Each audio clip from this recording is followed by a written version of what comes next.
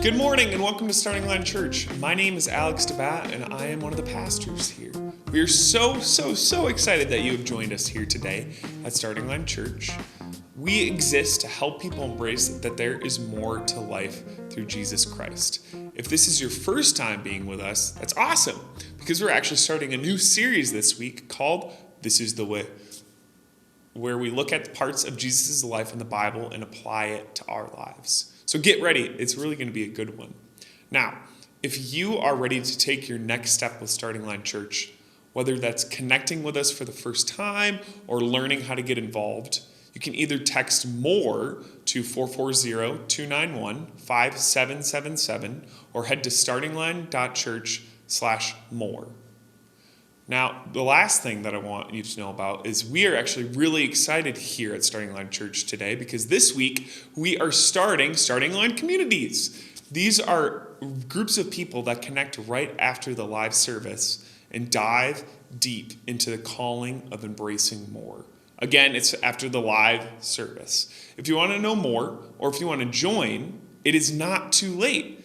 So, we're so excited. Again, go to startingline.church/join if you want to join a Starting Line community. Now let us continue our service by worshiping together.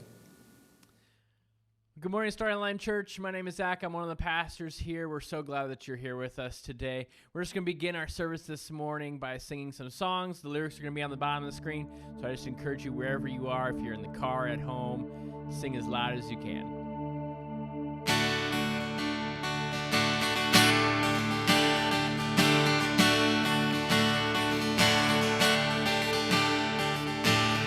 Who breaks the power of sin and darkness, whose love is mighty and so much stronger, the King of glory, the King above all kings. Who shakes the whole earth with holy thunder and leaves us breathless in awe and wonder, the King of glory, the King above all kings. This is amazing grace. This is unfailing love, that you would take my place, that you would bear my cross. You lay down your life, that I would be set free. Whoa, Jesus, I sing for all that you've done for me.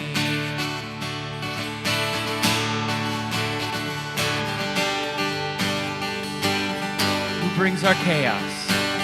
Who brings our chaos back into order? Who makes the orphan a son and daughter, the King of glory, the King of glory, who rules the nations with truth and justice, shines like the sun in all of its brilliance, the King of glory, the King above all kings. This is amazing grace. This is unfailing love, that you would take my place,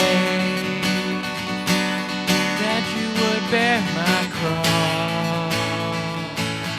You laid down your life, that I would be set free.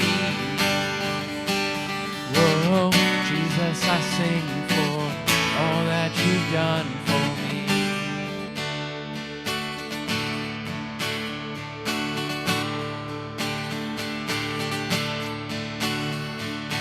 Worthy is the Lamb who was slain.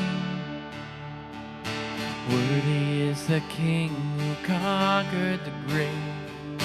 Worthy is the Lamb who was slain. Worthy is the King who conquered the grave. Worthy is the Lamb who was slain. Worthy is the King who conquered the grave. Worthy is the Lamb who was slain. Worthy, worthy, worthy. Oh, this is amazing grace. This is unfailing love, that you would take my place, that you would bear my cross. You laid down your life, that I would be set free. Whoa, Jesus, I sing for all that you've done for me.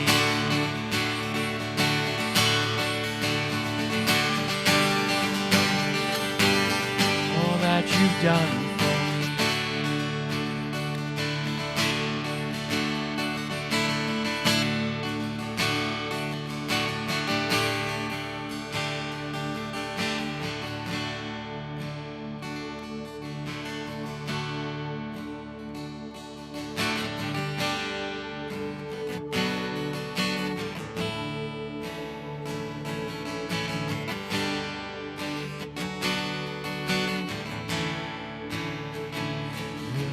That once was crowned with thorns, He is crowned with glory now. The Savior now to wash our feet. Now at His feet we bow.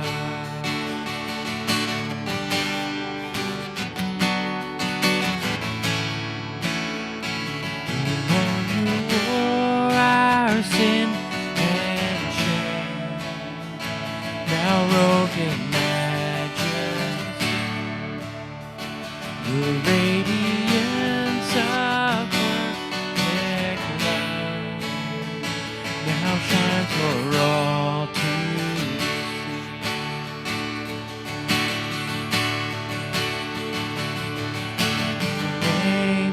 Your name is victory. All praise will rise to Christ our King. Your name is victory. All praise will rise to Christ our King.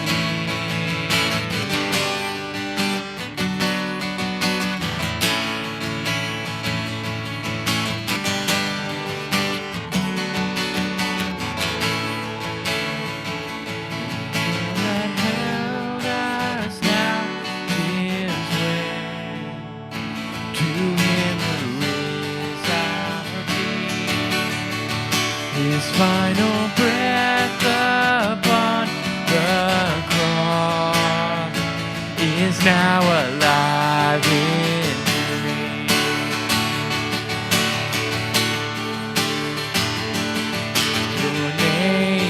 Your name is victory. All praise will rise to Christ our King. Your name is victory. All praise will rise to Christ our King.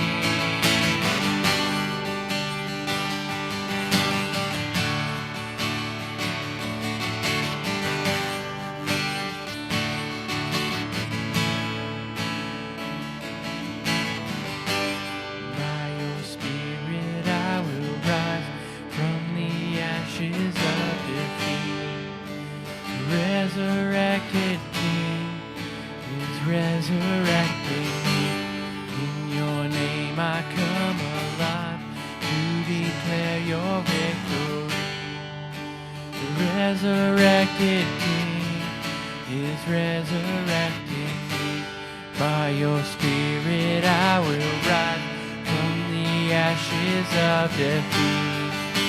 The resurrected King is resurrecting me. In your name I come alive to declare your victory. The resurrected is resurrecting me.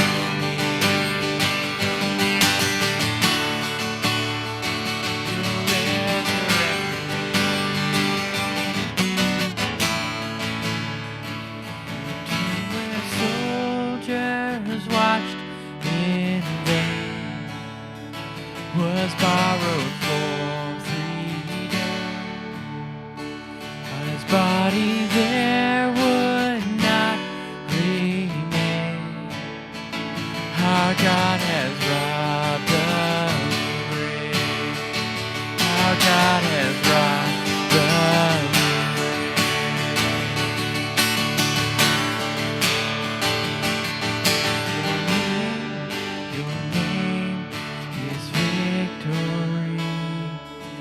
All praise will rise to Christ our King.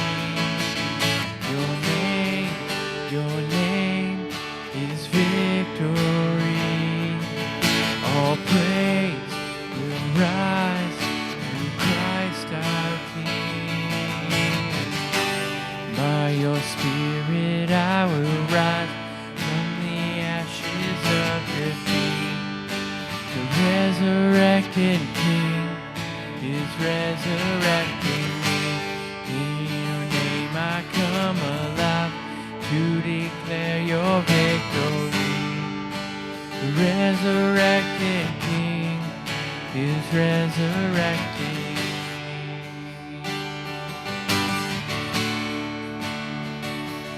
He's resurrecting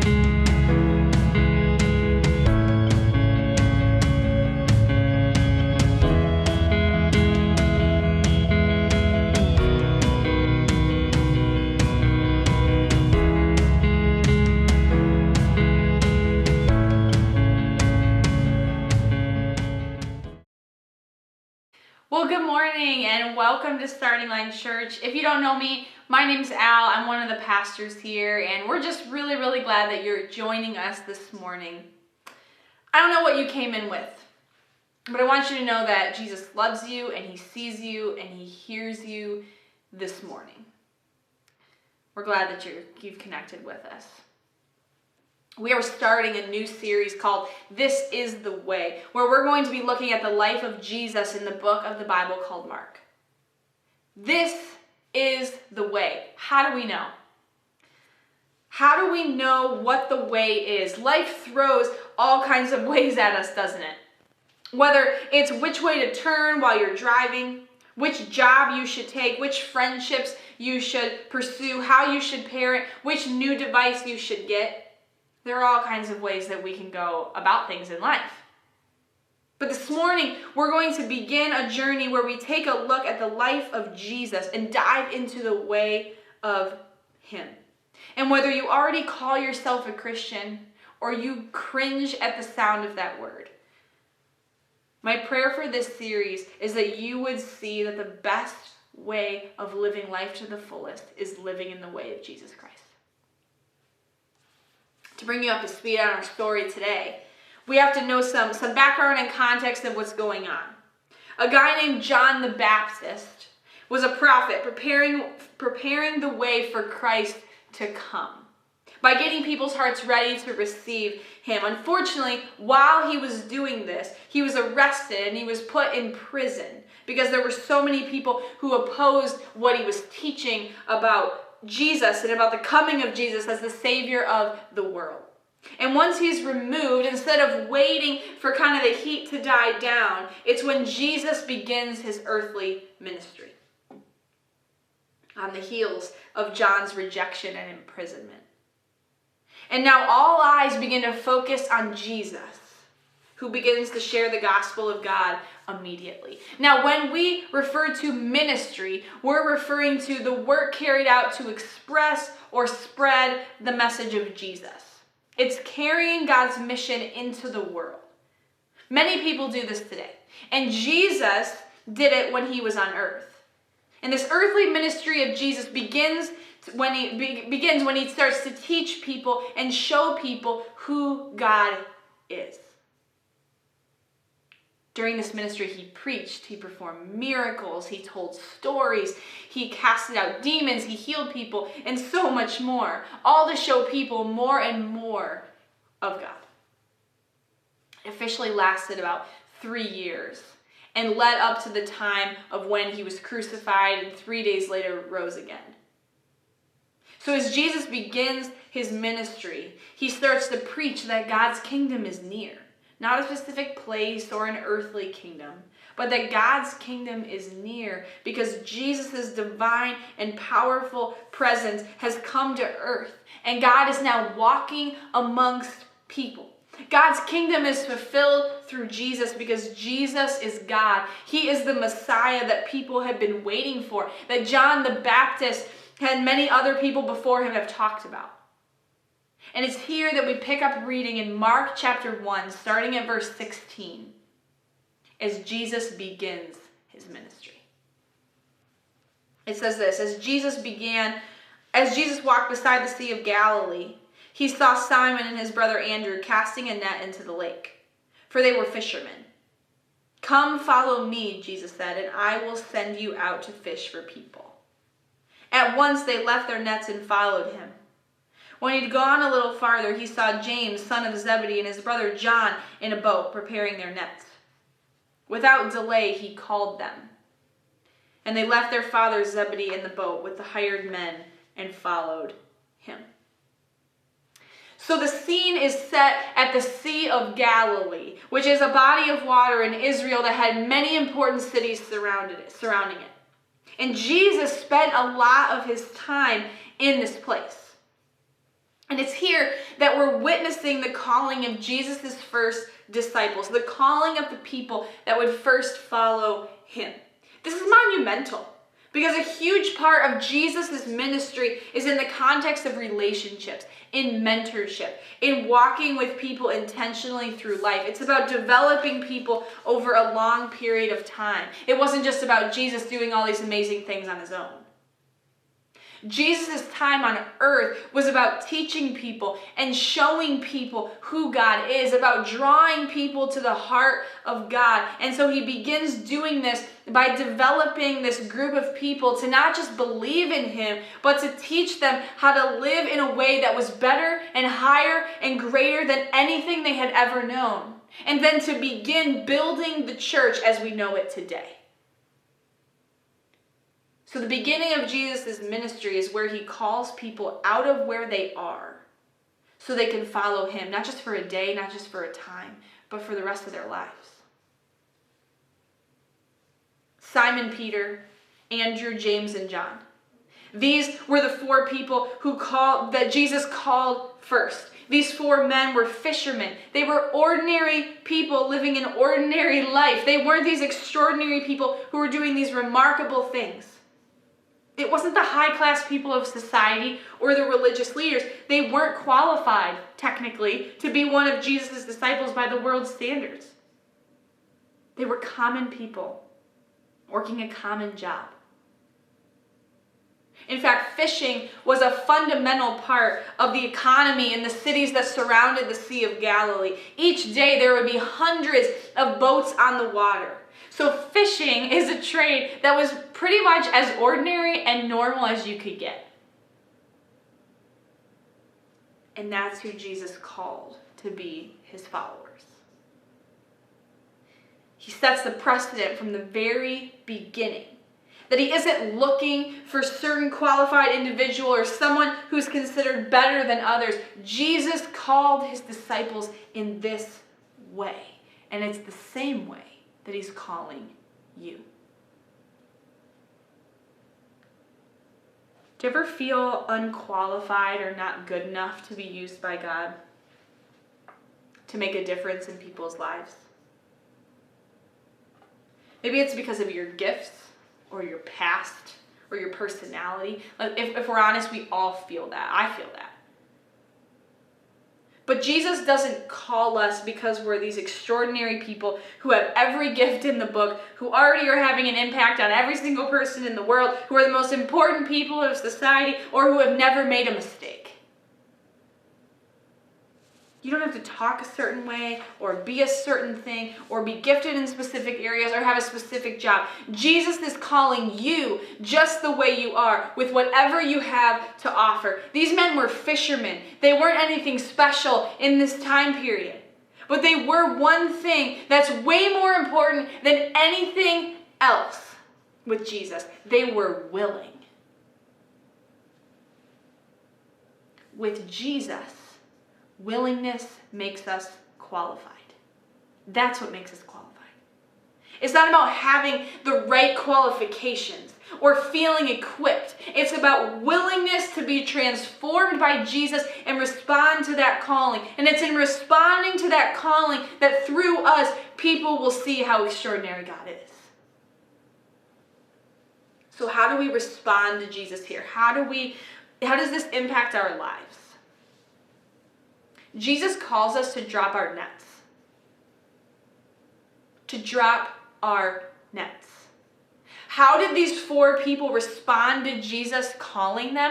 They dropped the nets they were holding. Jesus approached Simon, Andrew, James, and John while they were casting their nets, while they were in the middle of fishing and doing their job. So Jesus didn't just know that they were fishermen. He called them in the midst of what they were doing. And when Jesus says, "Come and follow me," it says that at once and immediately they dropped their nets and followed Jesus. And the nets that they dropped didn't just resemble having like nasty fish guts on them. Dropping their nets in this moment represents leaving their livelihood. They left their jobs. They left their families. They dropped everything that was comfortable and certain. They left everything that they knew prior to this moment to pursue what Jesus was calling them towards. They accepted Jesus' invitation, whatever it costed them in the process. Let me be clear. It's not that jobs and families are bad things. I'm definitely not saying that you have to leave those things in order to follow Jesus. What this passage is doing, though, is shining a light on the fact that the cost of following Jesus is about dropping your nets. For the disciples, it was their literal fishing nets, but their livelihood, their families, these kinds of things. For you, it might be the same, but it might be very different. We may not be called to leave all these things that these guys did, but what does it cost us? Because it costs something. Dropping your net. The summer before I went to college, I had a job that sounded like really fun at the beginning, but it ended up being the total opposite of fun, and it was just horrible. Have you ever had a job like that? I'm sure some of you have. My job was to prepare the baseball and softball fields for game days in my community that I lived in. I would get the dugouts ready, I would prep the bases, I would drag the fields, I would line the fields, and just everything in between. Now, to make my job easier, I had this vehicle that went about 10 miles an hour that I would store everything in, I would drive to the different fields in, and I would actually use to drag the fields in. Well, I would drive this thing down busy roads in our city, and people would pass me, and my friends would wave and honk at me. It was just like really embarrassing. Anyway, if you don't know what dragging a field is, it's when baseball and softball fields, they're smoothed over to make them look nice after players mess them up when they're playing during games. It's done so at the beginning of the games, the field looks really nice and really pretty. Now, how I would drag the field is I would attach this big thing to the back of the vehicle. It would hook onto the back of the vehicle, and it would take up the whole width of it. I would start the vehicle and then would drive in circles around the field, pulling the drag behind me to make sure the field was looking nice, the designs were working. Now, I was told something very, very, very important. Make sure while you're driving, that you keep looking back to make sure the field is being dragged properly, to make sure nothing's going wrong. Well, one day, I didn't do that. One day, I was not paying attention, and a disaster was really created right before my eyes. All of a sudden, I was driving, and I noticed, as I was driving, like doing my thing, I was noticing that the dirt field, was turning white. It was turning white, and not just like kind of white, like what a lot, like really, really, really fast. How? I don't know. But part of me didn't want to look back and see why. You know, you're like, I don't even want to look back there, but I knew I had to. So as I turned my head slowly to see what was happening behind me, I realized that the liner that I used to put lines on the first and third base lines fell out of the back of the vehicle, got stuck on the drag, the device that was dragging the field. And as I was going in circles, white was spewing everywhere around the field. The whole field was basically completely white with liner all over it. I started crying. I called my mom. It took me hours and hours to fix it. It was just fantastic. I hope you know my sarcasm there. But the truth is, I couldn't fully focus on driving forward while I was supposed to be looking backwards at what was dragging behind me. It's the same with us when it comes to dropping these nets to follow Jesus. We must drop something. We must put something down. We must leave something behind to fully embrace all that Jesus has for us, all that this calling entails. Because the reality is, you cannot live this life with Jesus to the fullest when you're still dragging what's holding you back. Think about when you're dragging something behind you, when you're dragging something, when you're pulling a wagon or whatever. When you think of me on the baseball field, and try not to laugh. You probably can't. It's okay. We try to focus on where we're going while having to constantly look backwards at what we're dragging, what we're holding on to, and it just doesn't work.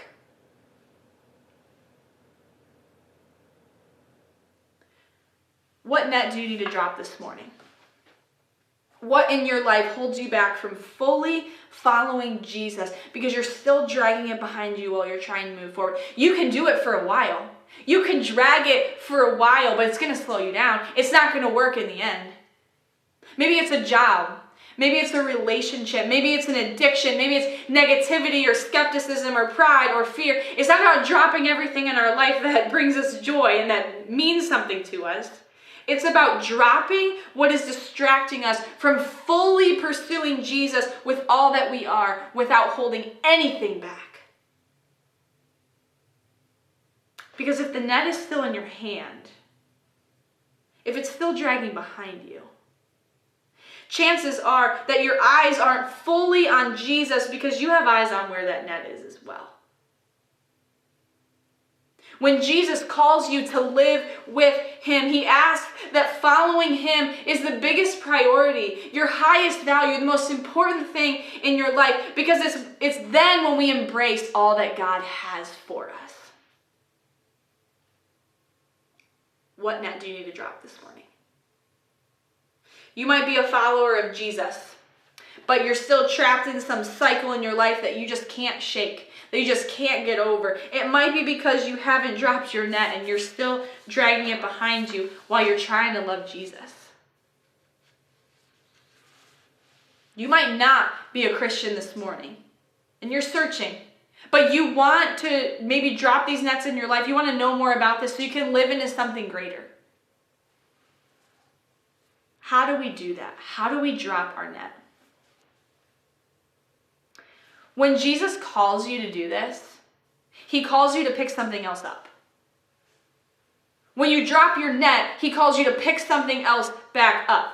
Dropping the net that's holding you back means that we pick something else up in the process that allows us to continue moving forward with Jesus. This means that we pick up a habit of prayer, that we pick up reading the Bible regularly, getting into a pattern of that. We pick up meeting with people that push us towards our faith. We have those conversations. We ask those questions. We pick these things up when we put our nets down to make sure we don't pick the net back up we just put down.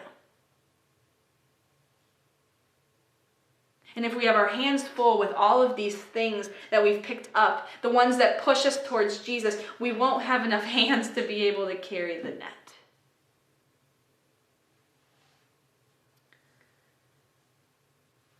Just like Jesus called the disciples, he's calling you.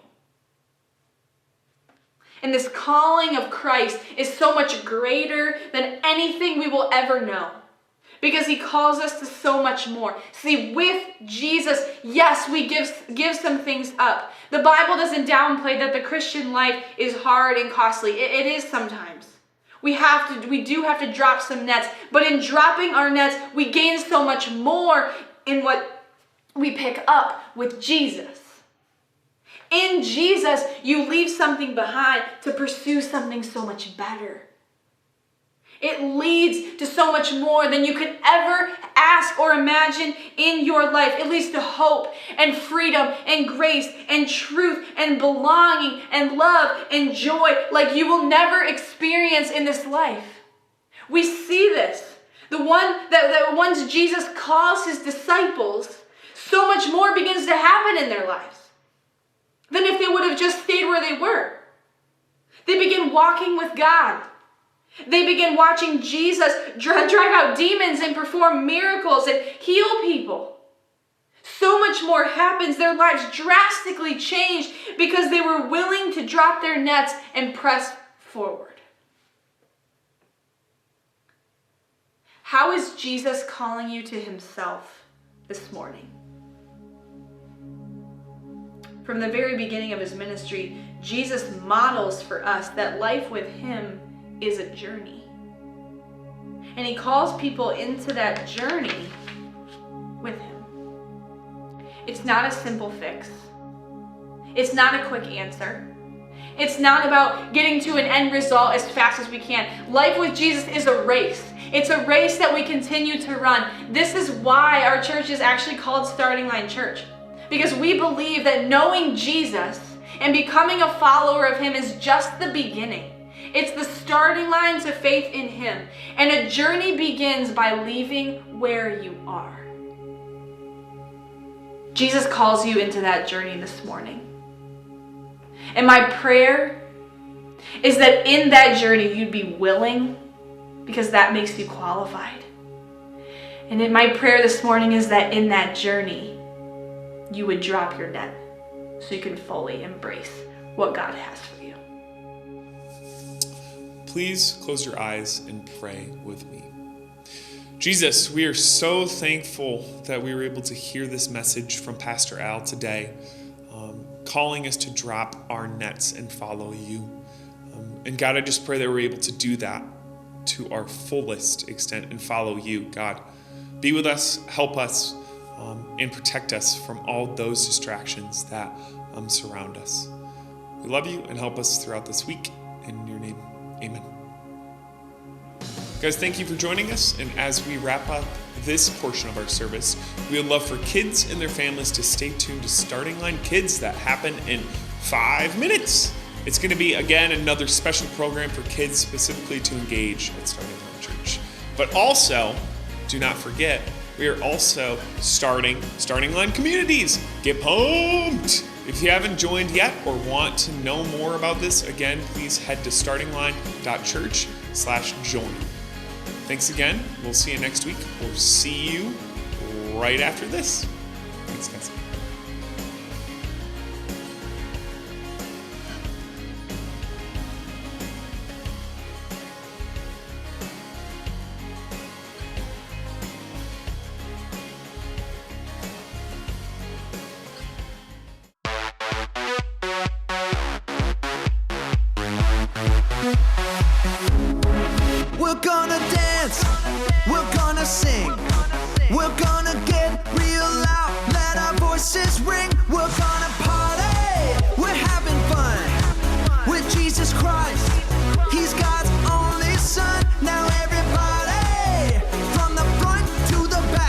Put your hands in the air and clap, clap, clap.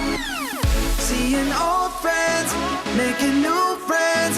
Here with Jesus, we're connected. Seeing old friends, making new friends. Here with Jesus, we're connected. Connected.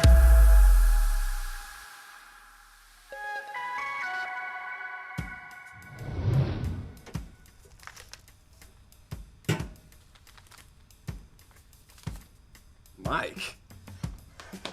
Did I get something? It's huge. Let's see what I got. Listen to this. Mike, you're my favorite person at Connect HQ. It's fan mail. I don't think all of it is. Listen to this one. Mike, your library book is overdue. Oh. Mike, we need our book back. Mike, we give up. Just keep the book. So it's a stack of almost all fan mail. Mike, when you smile, I see sunshine. This one seems passive aggressive. We are Connect HQ. Every day we help the people of the world Live God's way. We look for the links. Make the connection. and you never know what might happen.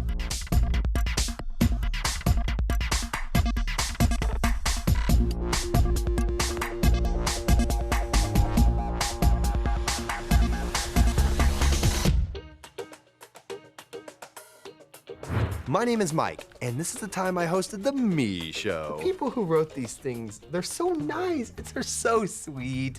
They must really like me.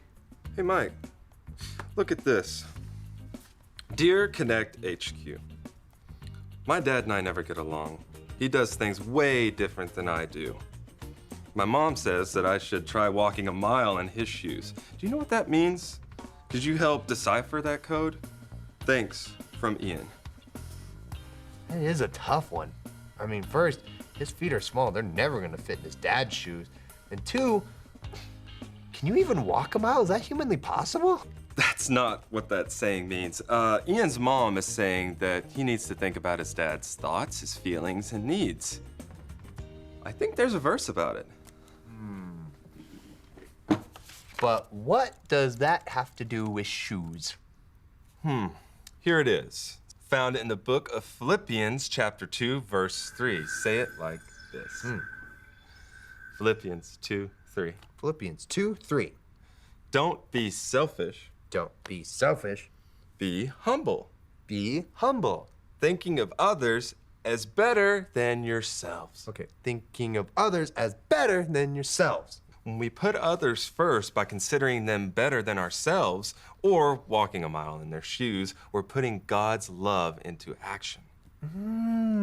So, whose shoes am I going to wear today? Oh, that's a great idea. We should join one of the other groups and help serve them and get to know them better. I call skit vision. That's what I want. Okay, well then you can make us a point leak video. I'm gonna make the best skit ever. Yeah. And I'll join a quiet time group and help find a Bible link. I'm so excited. I'm gonna be a star.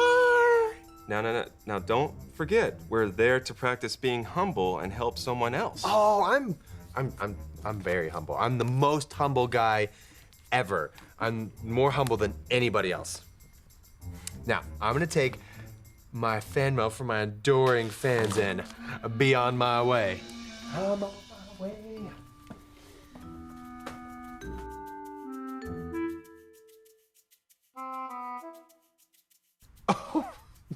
Oh, I'm so cute.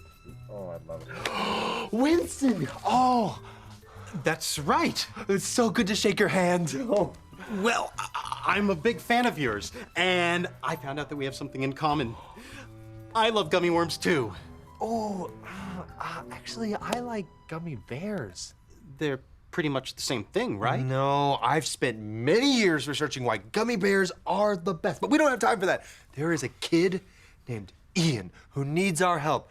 We need to show him how to walk a mile in someone else's shoes, and we need to show the point, which is God's love isn't selfish. I see. We could do a skit where someone is trying to fit into shoes that don't fit, and then someone else comes along and shares the right size shoes. Oh, that'd be so hilarious to see me trying to put my foot in a little shoe, being like, oh, it's too small. Ah. Oh, so you want to be in the skit? Yes, I am a vital resource for Skit Vision team. You bring the skit, and I bring the vision. Well, it's just that we have actors who already auditioned for the group. This is my audition. This is a stack of fan mail of people who would love to see me in a skit. This one's a coupon for a free quesadilla. Oh. Look at that, they're sending me free food. I thought you were just going to observe for the day. I would not waste my talents. No way, I'm here to help. Actually, you just sit there. I'll take care of everything. You know what? Put your feet up. I've got this. Vision.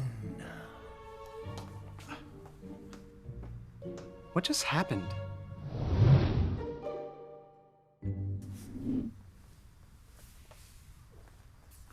Is this what it's like working quiet? Shh.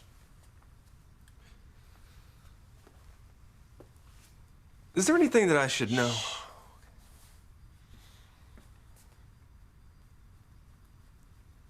Is this what it's like? Oh. Shh, I got it.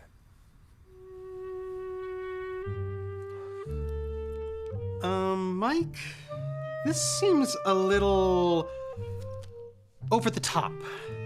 And I don't see how it teaches the point God's love isn't selfish. Trust me. It will help Ian with this problem, and it's funny, and it stars me. Then I guess we'll just rehearse it and see how it goes. Oh, there's no need for that. I already filmed it. I have a little experience of setting up a camera and just going with it. Here, gummy bears, because they're better. Watch this.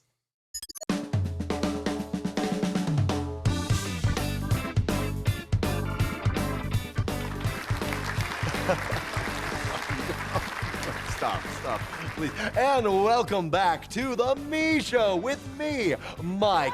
You probably recognize our next guest from breakfast, lunch, and she's currently working on dinner, Chef Elaine. Give a round of applause for Chef Elaine. Yeah, let's make this quick. I've got to roast them. Roast. Oh, so how did you become a chef? Oh, that's actually an incredible story.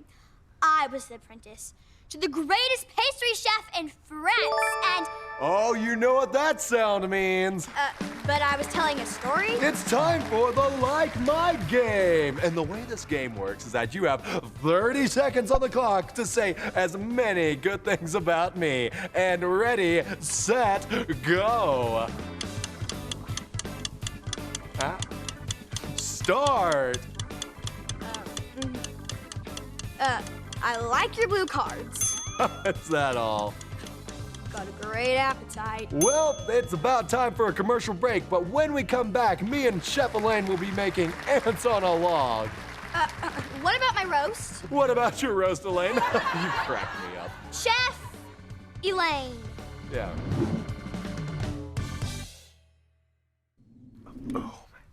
Yeah, and that's just up to the commercial break. There's like 3 more segments, including one where Chef Elaine goes off about a burnt roast. Mike, this is... The word you're looking for is epic. I don't know how to say this. I'll help you. It's called epic. No, listen, Mike. We can't use this. Why not? It looks great. You look great. The whole thing is about you. I was so excited to work with you today, but then you came in here and took over. You didn't listen. You didn't serve. You even told me I wasn't allowed to like gummy worms. God's love isn't selfish. All you did was put yourself first. Wow. Oh, wow. You're right. I'm I'm so sorry. Let me fix this. It's okay. Please, let me help. I got an idea.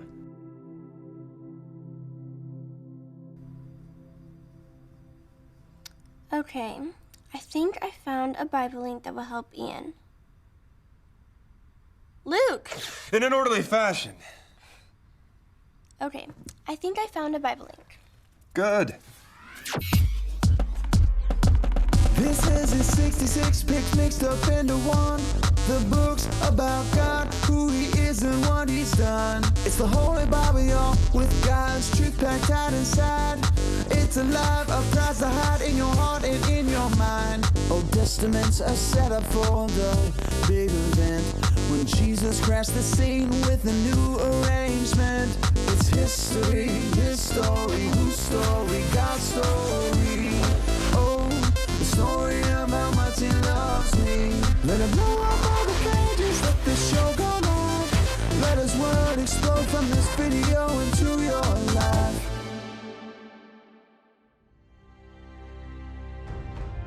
Way back in the Bible. Not that far back.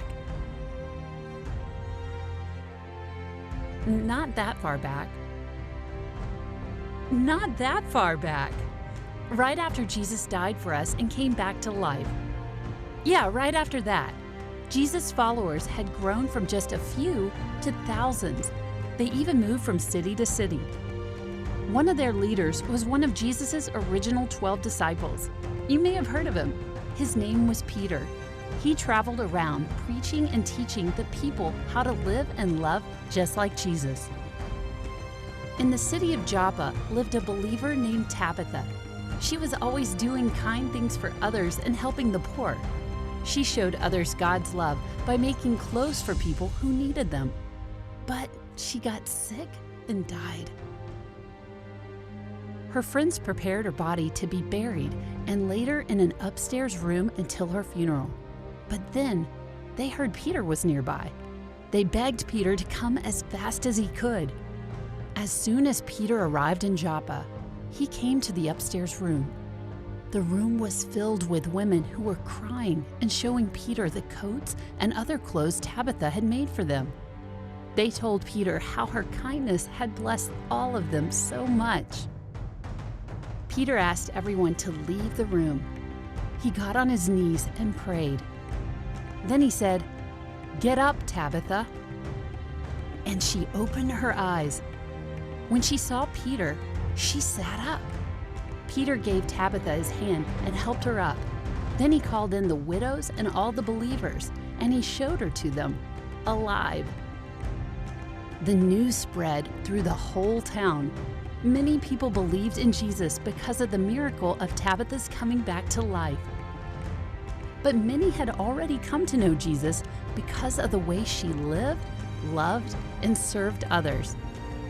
We can follow Tabitha's example by living and loving like she did. When Tabitha died, all of the people remembered her for the nice things that she did and for being so humble. Oh, that's perfect. What? Oh, I said yay! Oh, yay. And that's a wrap on the skit video.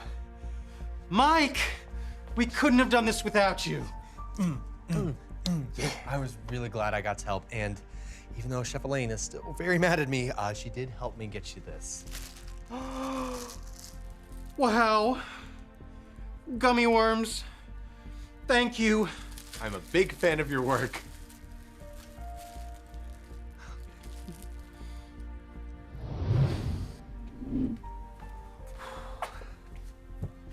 So how'd today go? I learned a lot. Great. Why are you whispering? I learned a lot too.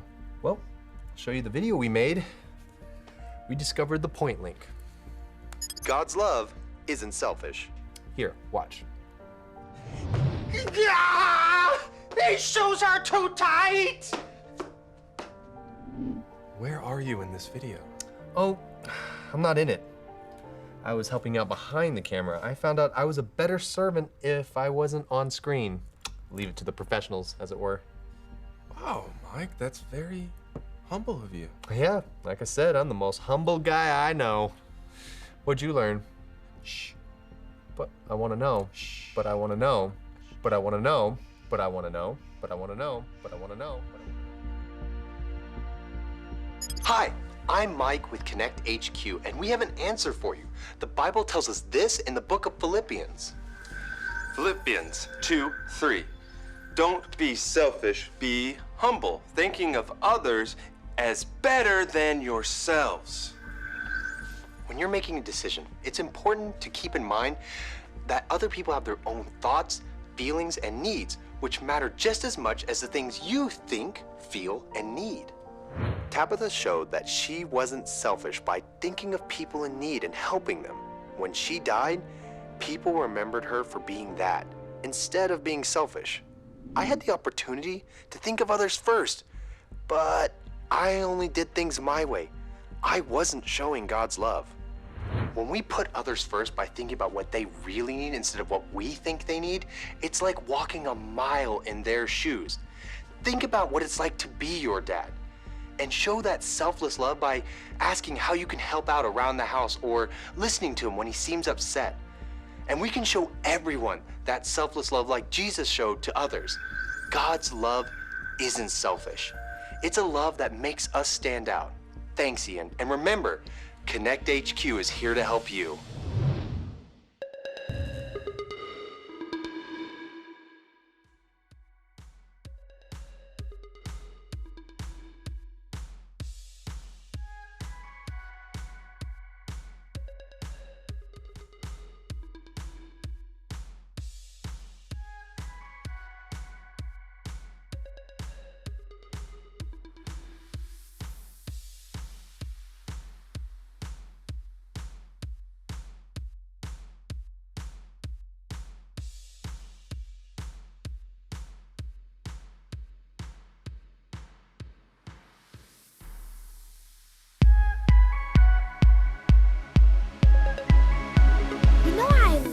Part of Connect when we sing and dance to worship God?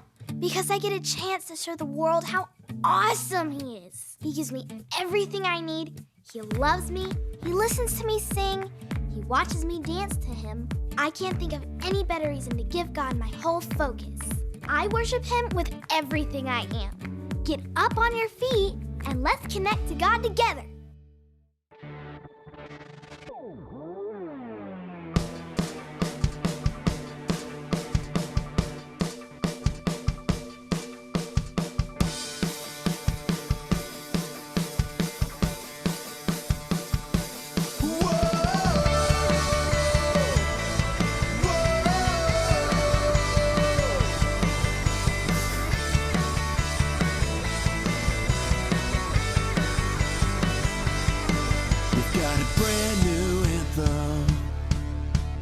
Brand new sound, so get everybody talking, yeah.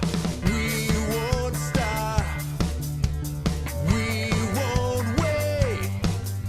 We'll stand and sing our Savior's name, our Savior's name. Sing it out, sing it out, sing it out. Jesus is alive right now. Whoa, sing it out, sing it out, sing it out. Jesus is alive right now. Whoa, whoa.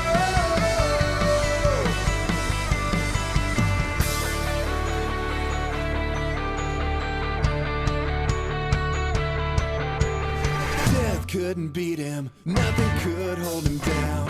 Our God conquered the grave, so come on now, make it loud. Everybody shout it out, Jesus is alive right now. Sing it out, sing it out, sing it out. Jesus is alive right now. Whoa, sing it out, sing it out, sing it out. Jesus is alive right now. We won't stop, we won't wait. We'll stand and sing the Savior's name.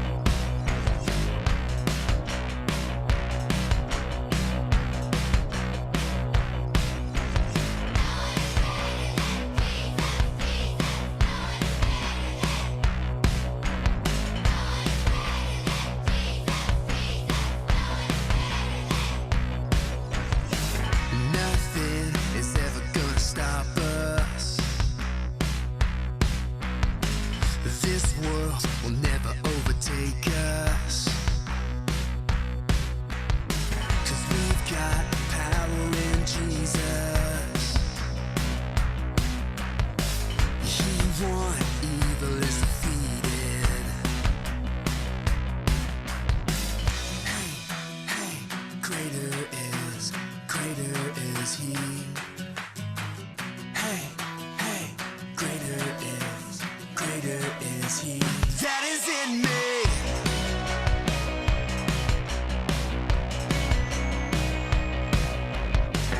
Nothing is ever gonna stop us. This world will never overtake us. 'Cause we've got power in Jesus. He won, evil is defeated. Come on. Hey, hey, greater is he. Hey, hey, greater is he. That is in me. Hey, hey, greater is he. Hey, hey, greater is he. That is in me.